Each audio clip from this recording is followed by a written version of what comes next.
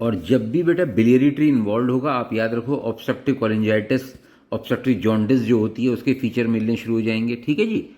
और intracranial pressure के pressure patient को मिल सकते हैं अगर ये जो है सेरिब्रल लीजन मिल गए हैं, ब्रेन में पहुंच गए हैं। पेशेंट कई बार आपको इमरजेंसी में प्रेजेंट कर सकता है with severe abdominal pain following minor trauma, छोटी सी चोट लगी और भाई साहब आपको पता लगा पेशेंट को इस तरीके से हाइड्रेटेड सिस्ट था। Rarely a patient may present as an emergency with features of anaphylactic shock without any of such patients may subsequently cough up white material that contains scoliosis that have traveled into the tracheobronchial tree from the rupture of hepatic cyst on the diaphragmatic surface of the liver। यानी कि liver की diaphragmatic surface को rupture करके lungs में आ गया hydrated cyst और खांसी में बाहर आके चला गया।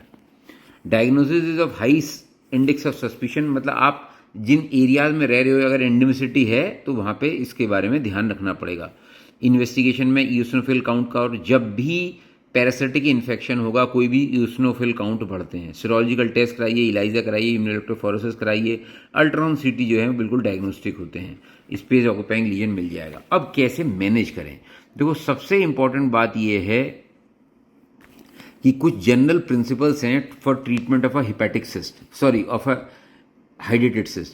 The patient should be treated in a tertiary unit where a good teamwork of an expert hepatobiliary surgeon, physician and intervention radiologist is available.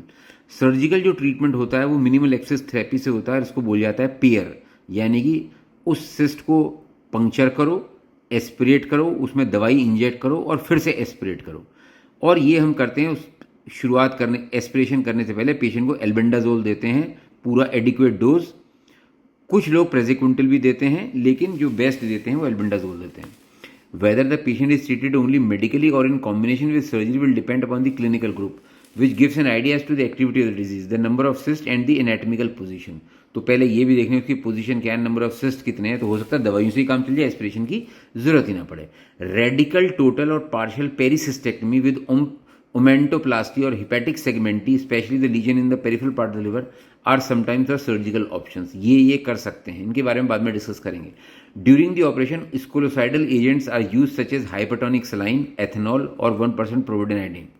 ये इनका काम क्या है, ये जो स्कोलिक्स जो लाइव जो होते हैं उनको खत्म कर देते हैं हाइपरटोनिक सलाइन, एथेनॉल या 1% iodine. This may cause sclerosing cholangitis if biliary radicals are in communication with the cyst. अगर ऐसा हुआ, ये वाली स्थिति बनी पड़ी है कि इनका कम्युनिकेशन हो रहा है बिलियरी ट्री से, तो आपने इसको मारा तो स्क्लेरोजिंग कोलिंजाइटिस हो सकती है, इन्फ्लेमेशन हो सकता है बिलियरी ट्री